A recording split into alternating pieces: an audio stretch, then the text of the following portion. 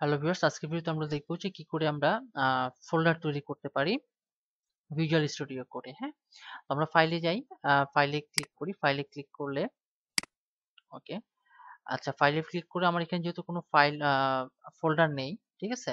তো আমি জাস্ট, আমাকে এখানে বলছে যে নো ফোল্ডার ওপেন, কোনো ফোল্ডার নেই, আমাকে বলছে ওপেন ফোল্ডার করতে। আমি ওপেন ফোল্ডারে গেলাম এবং এখানে গিয়ে আমি ডেস্কটপে যাই। ডেস্কটপে যেয়ে আমি এখানে একটা ফোল্ডার তৈরি করে নিই, ঠিক আছে।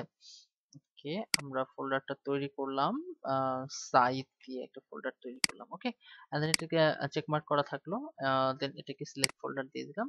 এবার দেখুন যেখানে আমার এই ফোল্ডারটা তৈরি হয়ে গেছে।